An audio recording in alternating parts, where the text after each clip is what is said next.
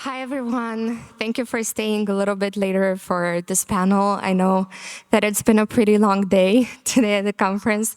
So our panel is going to be focused on governance. It will take an hour, and I think we'll have time for some questions at the end. My name is Corina. I am your moderator today. And a little bit about me is I have some DAO and governance experience as well. I was before in the growth team at MakerDAO. After that, I started my own consulting company, and recently, last week, actually, I joined the Defiant as the new head of growth. So this is me, and today we have these wonderful experts in their fields from the Web3 space. We have Mohammed from ENS. Hi. Actually, I would love for you all to introduce yourselves. Sure. I'm Mohammed Tanrıkulu, full stack developer in ENS. So doing pretty much everything, like protocol, infrastructure, sometimes the governance tooling, and everything, yeah. Thank you. I'm Julian Zawistowski. I run Golem Foundation. Like, the story of Golem Foundation is so complicated that I will skip it here. But just mention that we both, our main project is Octant, which is a platform for community funding of public goods project, and also like a revenue generating for GLM token holders. And also we did like quite a lot of research of other aspects of governance for our projects, but this is like a mostly theoretical. Still, like we, like you said, expert. So expert does not have to have like a practical experience. Thank you. Hi, my name is Chris. I'm from L2Bit. If you don't know L2Bit, you definitely should check it out, especially if you're using L2s.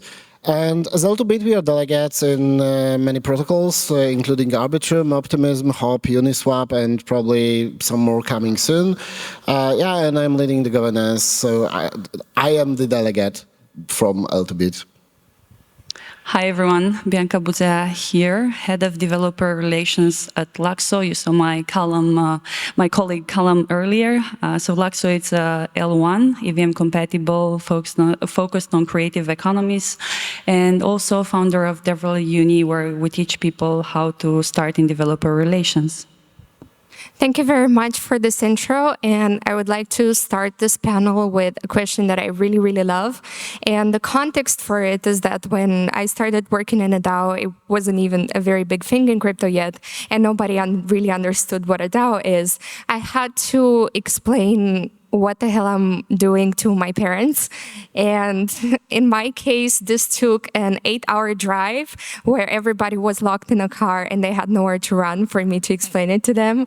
But I would like to ask you, how would you explain governance and DAOs to a sort of a 5-year-old or a parent? Because I feel like summarizing this kind of work is really important, especially if we want to expand the work that we're doing with new governance tools. Who wants to start? Who wants to start? I can start. So, I don't think that there is a single description of the DAO, because it depends on what the DAO actually is in question. However, when I describe what I'm doing, I'm simply describing that what I'm doing is like coordinating and decision making within a group of people. And depending on what exactly I'm explaining, it's usually also with some stake at hand that needs to be governed. So yeah, this is basically decision making. And I think that the closest metaphor or closest, something that is familiar to everybody is politics simply. So we are experimenting with politics. Personally, I think I would probably use an example. So I would say something along the lines like you have a group of people. Sometimes these people can be spread all over the world and they have like a common goal that they're working on. And the difference from a business, for example, a traditional business, is that no one is in charge. So instead, everyone votes, and based on the results of those votes, then they use computer software to kind of execute those choices. So I try to explain many things to my parents, but never thought about the DAO. And so if I would try to explain, I think it will be not that hard because I'm living in a country that the nepotism is just super high. And like we have rules, but these rules for not for everyone. So we have rulers. These rulers are quite VIP. What country is that? Turkey. Okay. Yeah. And what I would say probably, like think a world there are rules but not rulers. And I also probably would give some sort of examples, and it will be possibly from the, like the nature, like a swarm intelligence, like, how bees are working, how the fishes are working, or the ants, like there are like really simple rules you need to follow. There is no rulers that telling you like, do this, do that, but they are just sharing all the information and all the intelligence together. When there's a food, there's a food. And the rest just goes and just grab the food. So they, keep living. So I think I would go with that. Thank you. Yeah, I really like that definition.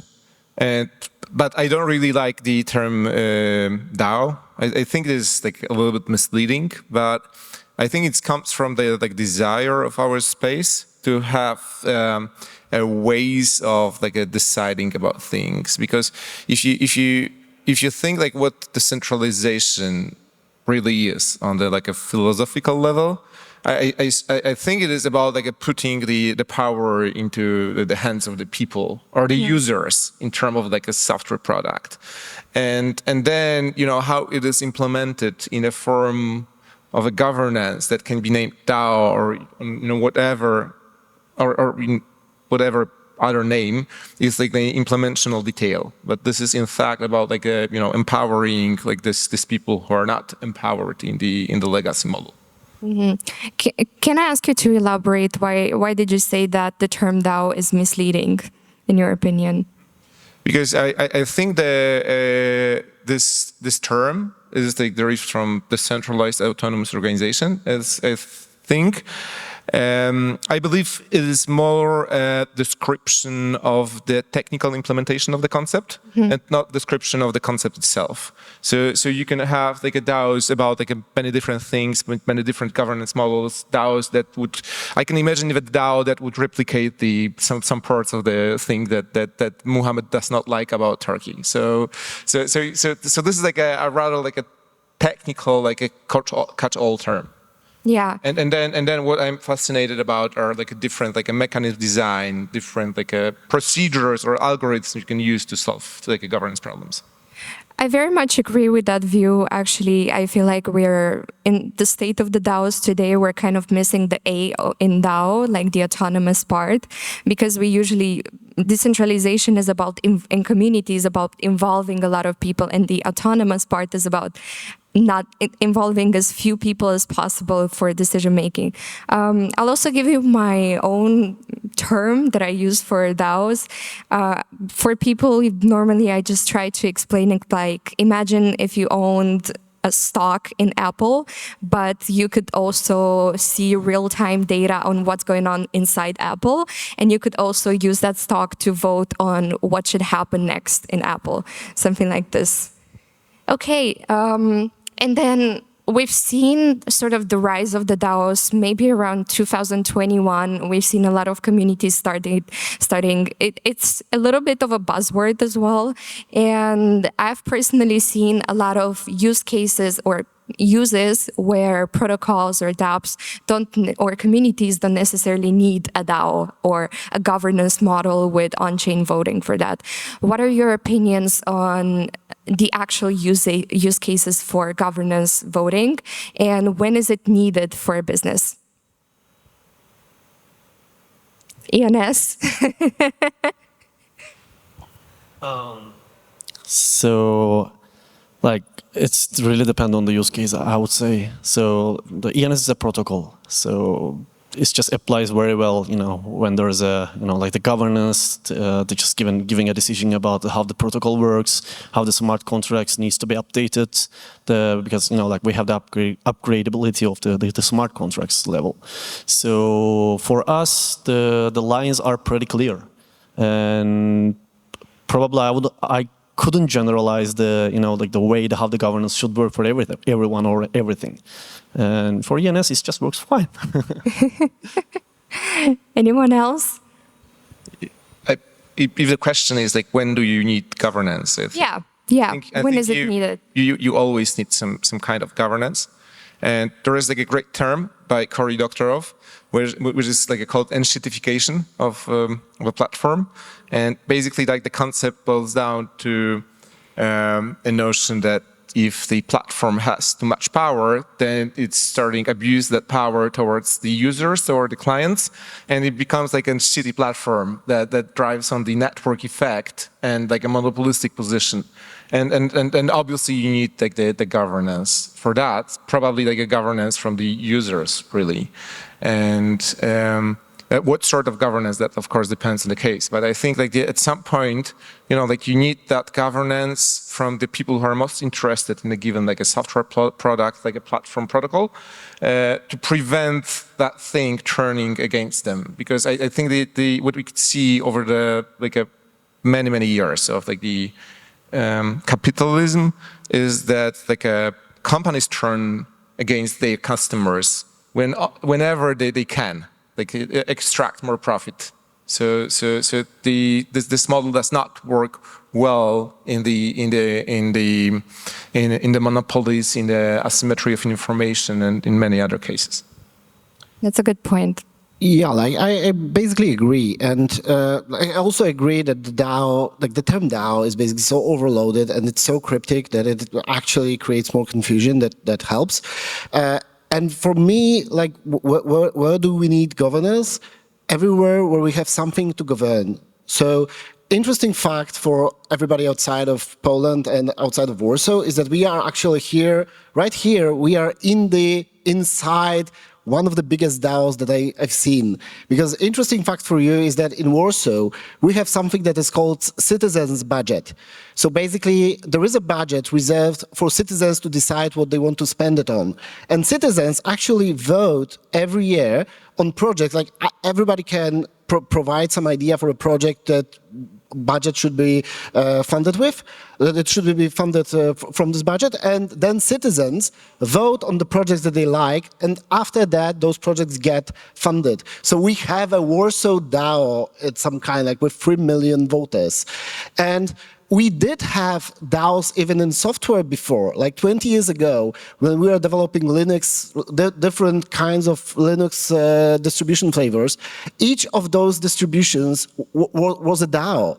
Like when we were developing Linux PL, for example, in Poland, we made decisions simply, we didn't have voting mechanisms, we didn't have smart contracts to actually automate how the decisions are being executed, but we did decisions simply on Usenet and in private email communication. But they were also DAOs, and we were governing this public good, which was a Linux distribution. And it's exactly what we are doing right now, for example, in Optimism, Arbitrum, and so on. We are doing exactly the same, but we have better tools. And that's why I'm so passionate about governance, actually, because it allows us to experiment with better tools for decision making at scale. Amazing. That's really interesting information. And about the budget that you referred to in Warsaw, this is coming from the government or the local, like. I think it's from the local, like the capital government. So it's coming from the city budget. Amazing. I believe, but I'm not sure. Really interesting. Bianca, do you have anything to add?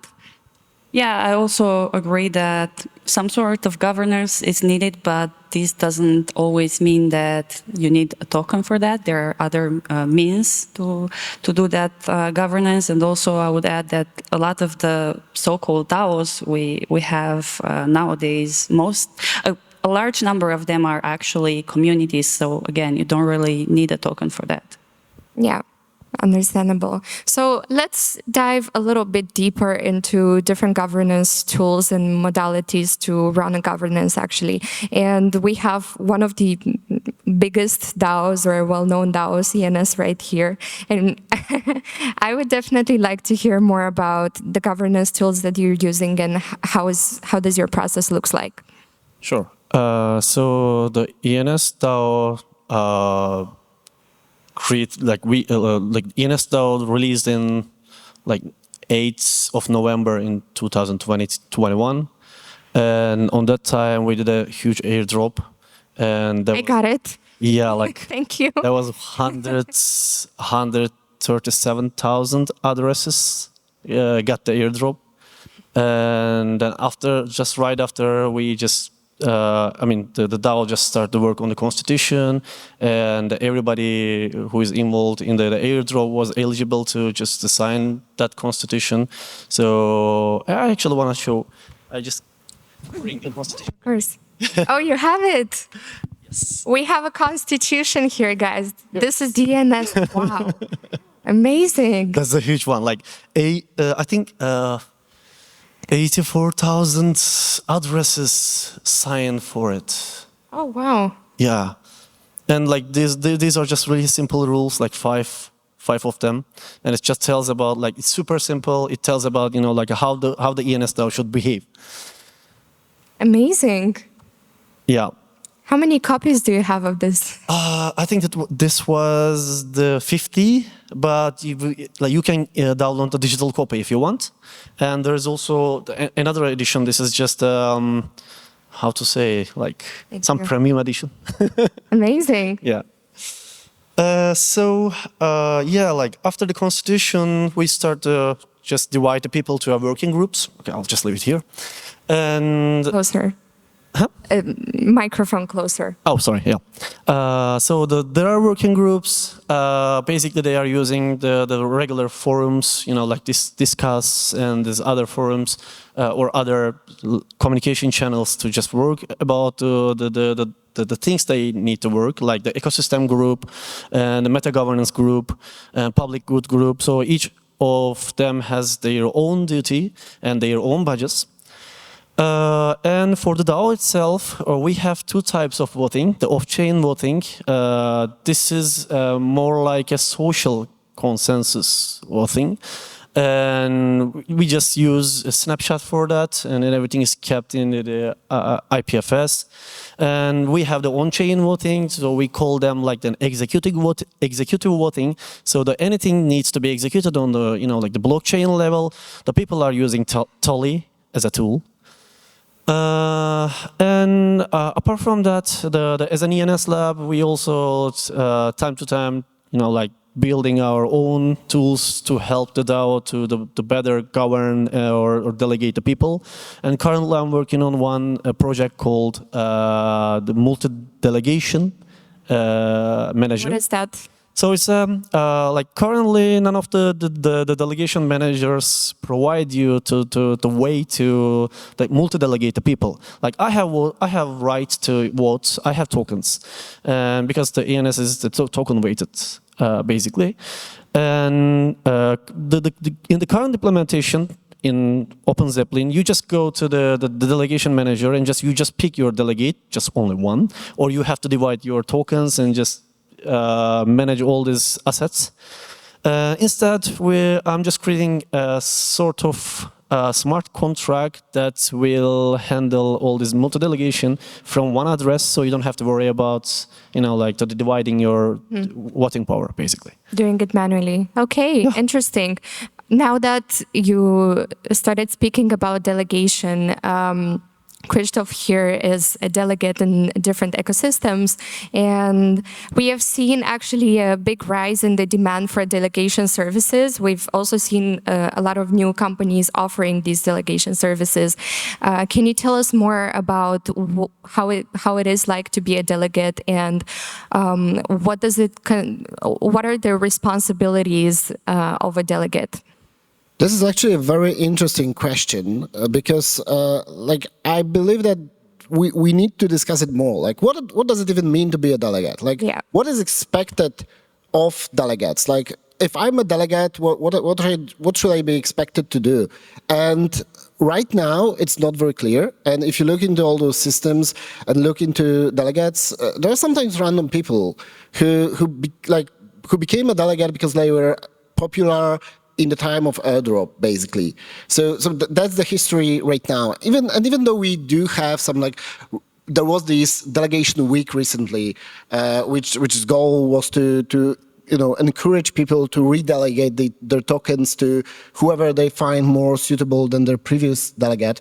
But like right now, I would say that there are no clear expectations of what the delegate should do, and we need to change it basically, because like we need to establish expectations of what delegates should do, especially if those delegates are managing like $4 billion treasury, like in Arbitrum's case, or if they decide on the future of the protocol like Optimism or Arbitrum. Then definitely, like I would expect that if somebody has a voting power, I treat this voting power that we have as a responsibility. So, and I experiment with different tools that allow me to actually be a better delegate. So one thing that we recently launched and we are experimenting with is office hours. So similar as like the parliamentary members that are open for the citizens to, to come to them and raise some issues that they have so that they can raise it to the council.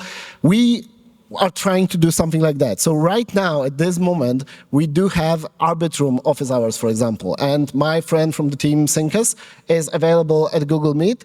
If anybody has any issues with Arbitrum or any ideas for Arbitrum that should be, launched there, anybody can come to this call and tell us that. And we are actually taking it further higher in the hierarchy. But like speaking about tools, I would say that the most important tools for me is Telegram and Zoom and Google Meet. Like, because of course those voting mechanisms like Tally or Open Zeppelin governor contracts, these are important. Like these are important, especially in our space.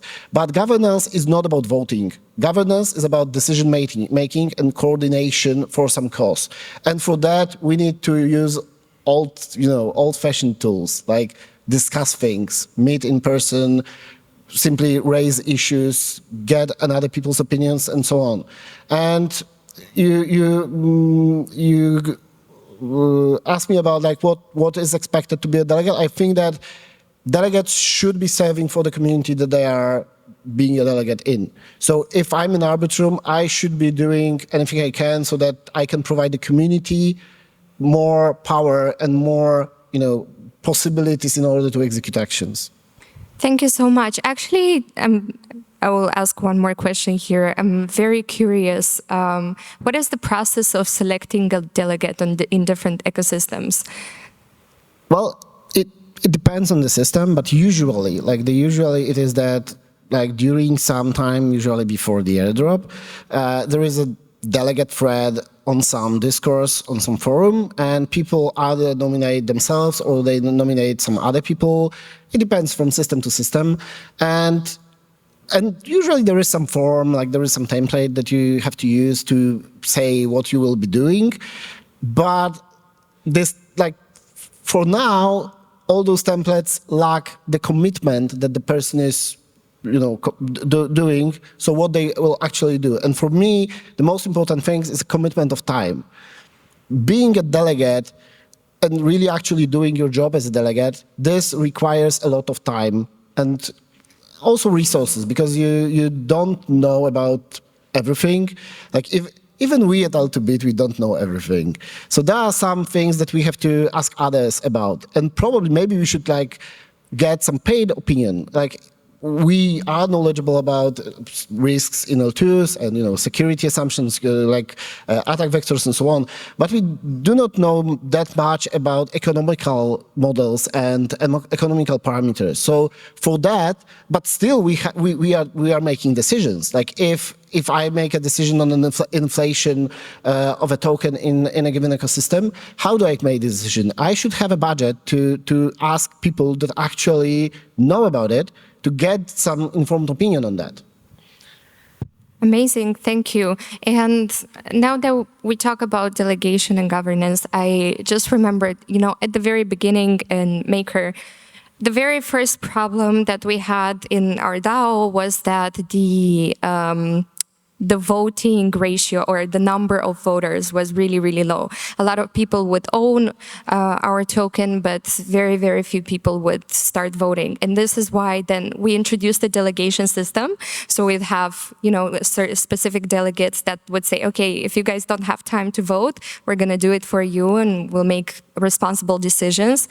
And we were always, in search for ways to incentivize token holders to participate in voting. And I know, Julian, you told us that at Golem Foundation, you recently found a new way to also incentivize your token holders.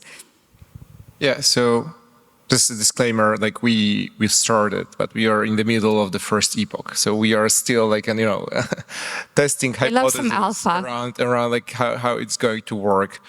At the moment, like the system works like that you have to time lock your token, like a Golem network token. And then in time you're entitled to the reward. That the reward in monetary terms is similar to reward you will get from ETH staking, because this is done against like the ETH we stake. And then the user can take the decision whether to claim that ETH for themselves or donate them to projects. If they donate them to like a public goods projects, then it gets like a matching funding from the rest of the pool of the ETH staked. And depending on the parameters, that can be like even like a 5 to 10 times like the as much of this matched fund than what they donate. So there are like and so far, like people are coming in looking for the first epoch. So this is like still growing. We admittedly don't have that many tokens locked yet. We have about like I think a couple hundreds of users. And about like a 3% of the total token supply. Although I think the number is here more important than the total supply, because you always have like a lot of things like locked in the cold wallets, exchanges, and so on. But there are, apart from the obvious fact that this is like a monetary incentivization mechanism, that you have to come and lock to have this yield. Then like when the allocation windows come, when you're to take your yield, you actually have to go there and see all the projects you can donate to, and decide, no, I'm not donating to those projects. I'm taking everything for myself. So this is like I would say like a psychological trick that you have to make a conscious decision that I'm not self-taxating myself. And in fact, the self-taxating is a governance process, because that's where you decide which project will get how much. And the best part of it is that if you do not come in this a certain window, then you do not get this staking this reward. So you are left with nothing. And this is of course on purpose. Then there are some other a fancy mechanism on how the marginal effects work. So this is a more interesting for people. They got a bigger leverage at the smaller amounts of a number of tokens locked in total. So that incentivizes coming to the project, to Octant itself. Other thing is this that, as I said, this is a time paced. So things happens in time on the regular intervals, and then you can get accustomed with that. But I think at the end of the day, this is for people who are interested in that. We cannot force people into governance if they are not really interested about that. So this is why I think things like the delegation are extremely important. Perhaps we'll be doing something like that in Octant in the future.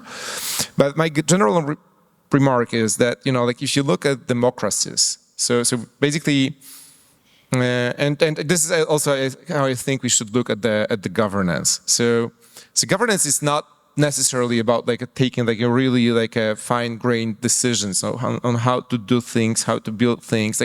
People usually don't have time and don't have competencies to do that. Yeah. And modern Western democracies are not really built around choosing the best guy to do the job.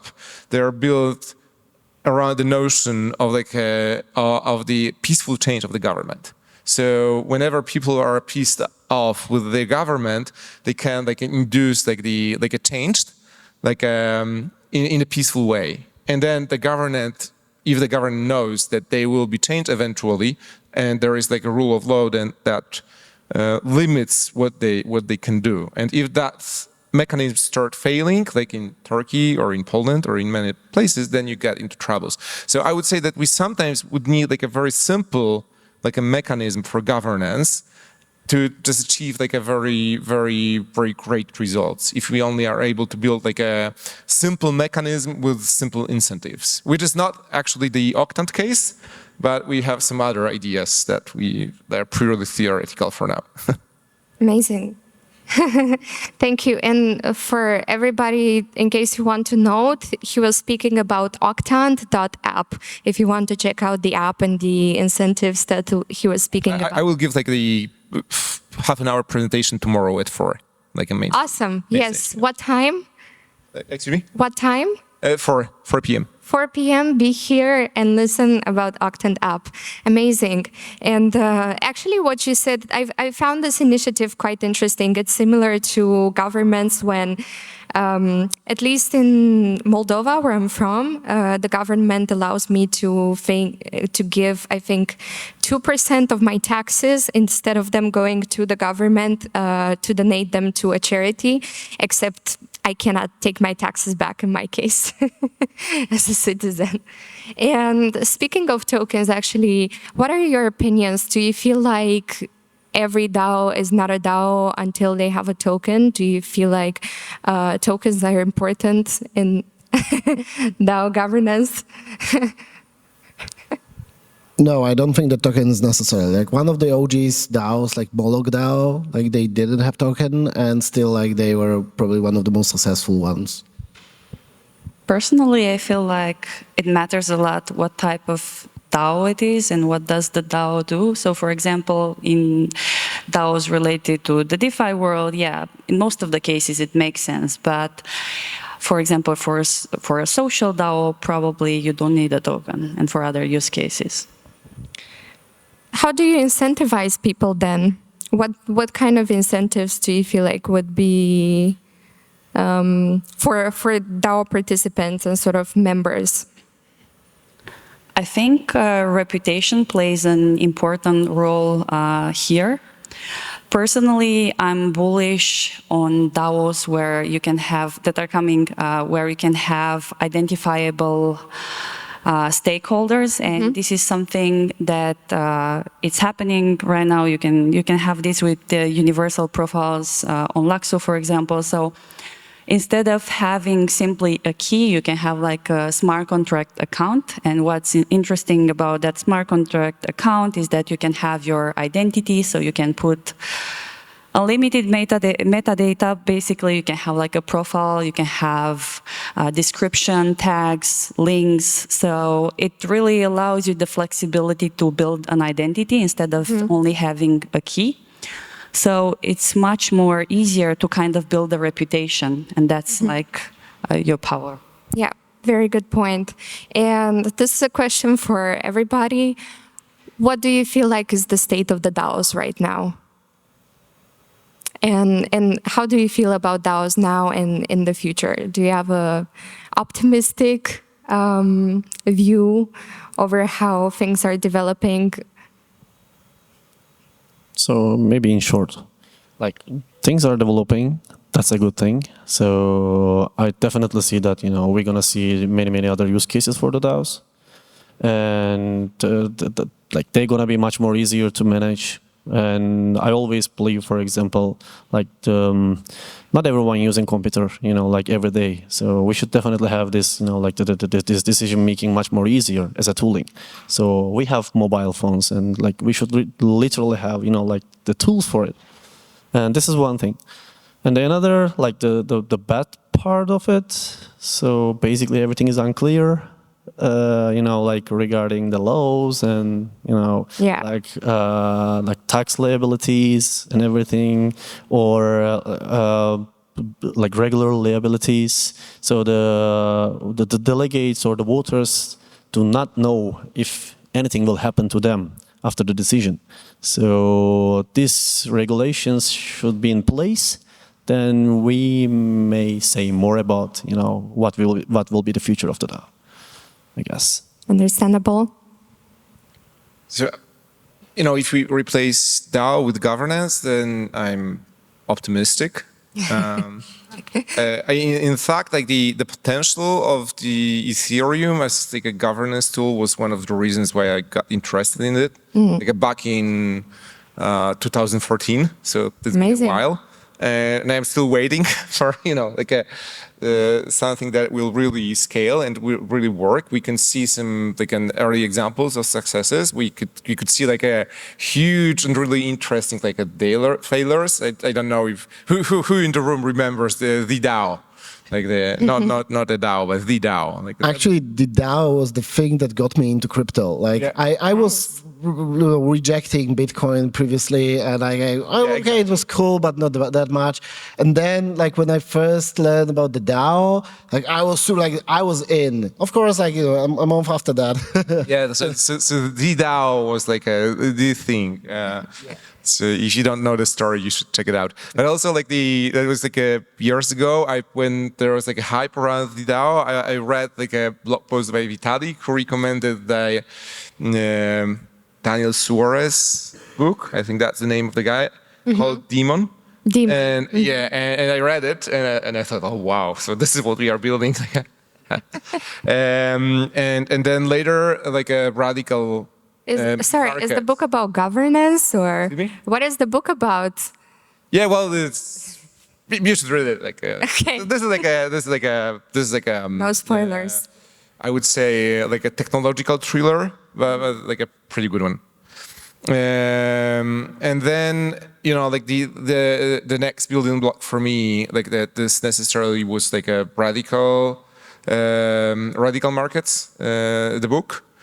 And I think like we have like a more or less like all the building blocks in place already to start building like a great governance solution. I think the problem is that we don't really have like things to govern in our space, and that may sound like a provocative, but I think that apart from like protocols, we don't have that many great projects that are not like financially oriented or like for profit maximization that would make like a great governance subject. And this is why I got very much also with Octant into like this regenerative, public good funding, because I think that's where we can experiment with the governance method. And when we will figure out like the next things. I'm not saying we don't have at all like the great projects to govern. We have they are. ENS is one of the examples. There are like many others, but in general, we are missing like a general use cases, like a project that we would go outside of our space, and the same is true for governance because of that reason. Thank you. So like I'm personally super bullish about DAOs. Like I already mentioned that DAO was something that brought me into crypto, and I think that like when the society learns that we are not trying to scam everyone over there, but we are actually using this technology to coordinate and to achieve some common cause. There are so many use cases out there around us that could actually facilitate this technology and those coordination mechanisms that like I can't imagine it not happening, actually. It is just a matter of time that people realize, okay, instead of doing those strange, stupid crowdfunding things and then, non-transparent, like shady processes behind the scenes of how to actually allocate those funds, we can do it in a transparent and an effective way without paying everybody else to just coordinate this from the technical standpoint. Like this will definitely, be a big thing. And like, I believe that for the first time in many years, even centuries, we actually have the opportunity to experiment with politics on a scale, with something at stake. We are not organizing our like hobbyist club. We are organizing what are we going to do with a treasury of $4 billion in a protocol. How are we actually going to use it in order to grow the ecosystem? How are we going to spend the revenue that this protocol is bringing? Like the thing that you are doing is amazing. Like you're using those funds that you have to actually experiment with, intents and coordination within people. RPGF is also another example, like the Citizens House in Optimism that divides where the RPGF is being allocated. This is like one of the best experiments I've seen in recent years. And, you know, I'm coming from the free software and open culture movements from the early 2000s, and one thing that we lacked at that time was actually those models to sustain those systems. We didn't have any tools to actually, you know, make those great projects long term, and usually they were captured by huge corporations. Anything of value has been captured by, you know, corporates. Yeah. And now we can do differently. I don't think that we will actually end up differently, but we at least have a chance of experimentation. I also agree with experimentation, and I think what we're going to see in the near future, it's kind of a shift of where decisions are being made. So right now, most of the decisions are still being made off-chain. Snapshot is the most popular one. I think in the future, we're going to kind of slowly move to on-chain voting, but to do that, we need to ensure kind of two things. First is like scalability of the blockchains, and secondly, low fees. And I think we're working together as an ecosystem to tackle these two challenges, and we're going to get there. Yeah, absolutely agree. Any last words or predictions on or hopes about what do you hope would change in the state of the DAO, and what do you hope to see in the future or to not see anymore? I can start. Like I really hope that we'll find new processes, structures, and we will experiment more with how to make DAOs more effective. And we shouldn't be afraid like of some centralization factors. For example, we shouldn't be afraid on establishing like working groups, workforces to, you know, allocating budgets for specific tasks. We should experiment more. Like there is too much, you know, too much hesitance in the space of maybe, you know, well, let's think it through. No, let's do it. Like let's try this, and then if it fails, let's try that one, and then this one, and we should have much more ideas and much more discussion about it. So I'm super happy that we have a panel like this one, and we should definitely have more and more of that. Yeah, and I believe that we'll professionalize it a bit. Like we will learn how to do it in a professional, effective way, and then everybody will be, you know, will be shocked that we used to do it in such a random, meaningless way. Thank you. Yeah. I agree. Maybe sometimes I mean, that was my experience with DAOs, and not just DAOs, but any sort of new technology that came along. There are groups that are more idealistic, and they might say like, this is not decentralized enough, or this is not conforming with our ideology. But I agree that we should just experiment and test out what works, and then, yeah, scale from there. Thank you all very much. We have a little bit of time for questions. If anybody has any, oh, there, thank you. Hey, I have two questions. First one is mostly related to the delegated part.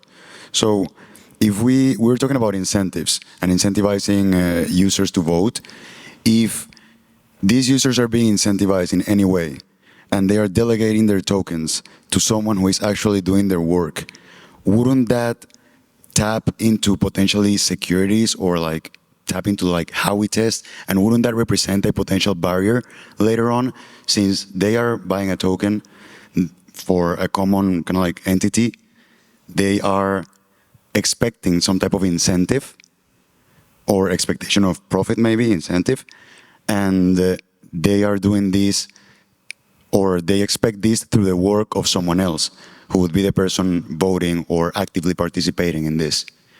My question, the first question would be, what are your thoughts on this? If this might be something that might represent an obstacle, a barrier later on, or if this is just an erroneous take?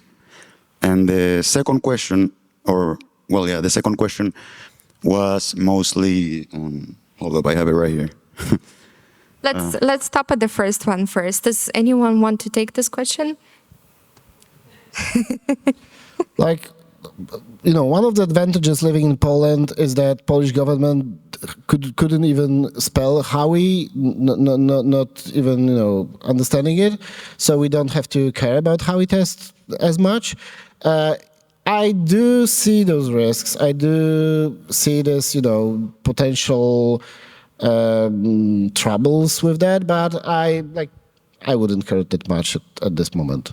Probably it's gonna change from state to state, so it's really hard to answer this question just directly. But yeah, as I said, like there's always a this potential risk of No, yeah, I guess they could also be kind of like set up in places where it's allowed. Yeah, exactly. Exactly. But if I can add to this, I believe that this is something that we'll have to figure out. Of course, now we have those troubles with legislation in the US and how they don't understand what we are doing, and they're trying to basically use the old tools to our space. But I treat it as some temporary burden that will pass simply. I can't imagine a future in which those this irrational troubles will persist. Simply we will find a way to solve it, to explain to those who are making decisions on top of our governments that we are not trying to do anything fishy. We are actually doing good stuff, and we are being more efficient in coordination and decision making. And that's what we are doing, and we are not trying to scam people. Or you're for US. Yeah. I want to add here, I really agree with what he says. We see a lot of discussion with the SEC. There's a lot of confusion around DAOs, but I think every country will understand at the end of the day that if they don't collaborate and kind of adapt to the new times, they will lose, and they will scare off a lot of businesses and big investors from their country. I'm pretty sure there's many countries already in Europe where tokenized assets and digital assets are highly regulated and everything is very clear. And this is exactly what we need. I don't think the crypto space is running away from regulation. I think we're welcoming it in a way that we want them to understand what we're doing, like Krzysztof said. Trying to find the ground. Yeah. Perfect, thank you. And the second question, a little bit more optimistic one. What do you all think, or do you all think account abstraction will have a big role in DAOs, like maybe making easy the participation in them, or just kind of like more normies coming into the industry and seeing this as clubs that they can just vote from their phone or etc. Yeah. And not having to interact with a wallet per se. Account abstraction and proof of uniqueness. I think those are like two things that are really needed for like the mainstream, more mainstream adoption. But both of them, like account abstraction is not enough. So like for me, like account abstraction anyway, the UX of the usage of the blockchain basically. So if all the features that's going to be shipped as we speak right now, but apart from that, is there anything related to DAO that account abstraction solves? I don't really know at this moment. It's super early. Personally, I think that with account abstraction, as you said, like more newbies will come to the space because it's gonna be so much easier to onboard them. Like they won't need to know about stuff like seed phrases, or fearing that they're gonna lose their account. So I think once we solve these problems with account abstraction, naturally they're gonna be interested about DAOs and other forms of governance. Thank you for the question. Okay, so hi, my name is Łukasz. I got a question about what do you think about the prospects of using the models, the lessons learned in the DAOs that you participate in, to extend those lessons learned to other things that can be governed, other goods, other processes, other public goods than those related to technology, to tokens, to technological infrastructure. So how do you see the prospects of expanding the DAO processes to like a real world goods or objects. Can you summarize the question? Yeah, okay, so this is my problem. So sometimes I try to explain to like normies about the blockchain and crypto world to show them that it's not just about the multiplication of capital, it's about decentralization, about consensus. And I try to show the examples of Gitcoin, for example, or now Octant, and show them that these are the ways of efficient funding goods, efficient funding of public goods. And I'm being asked at this point, what kind of goods are being found? And I'm saying, well, protocols, technology, infrastructure. And so the answer is, well, so basically, again, the space is basically finding itself. So my question is, how can these mechanisms that you are working on, what are the prospects of actually using them to efficiently governing other goods, like goods outside of the blockchain space? I also, when I heard your question, I also thought about Gitcoin and quadratic voting. I think this is a very interesting mechanism of basically putting the power into the hands of many instead of the hands of the most wealthy ones. So basically, to describe briefly about quadratic voting, it gets quadratically more expensive for a certain person to add an additional vote. So you incentivize basically the crowd to have a say. And I think this model can be used externally as well, like to fund other public goods. For example, right now, you don't really get to say how your tax money goes and what gets funded and what doesn't. Yeah, exactly. So I don't think, like a mechanism we are experimenting with or others are experimenting with in the space are like a blockchain specific. So you easily imagine like applying those techniques to outside of blockchain. And in fact, it is happening. So in both ways. So quadratic voting is not like the originally like the blockchain native concept. It was adapted from outside. Yeah, and I believe that if anybody in this audience worked with NGOs in their experience, they know how hard it is to actually get funding for NGOs. Mm-hmm. And this is in my opinion, it's a perfect matching so that we can actually fund those organizations that are doing great job for us. But right now they are struggling with getting banks to accept donations, recurring donations. It's super awful and troublesome. So that's why they're usually reliant on government grants, for example, which in our country we know that it tends to be problematic if the government is not really cooperating. So yeah, I believe that right now the biggest struggle we have is the public perception of crypto, because I'm working with a lot of NGOs in Poland, and I would love them to use crypto in order to fund their what they're doing. I don't know if Poles from the audience know the project Wolne Lektury.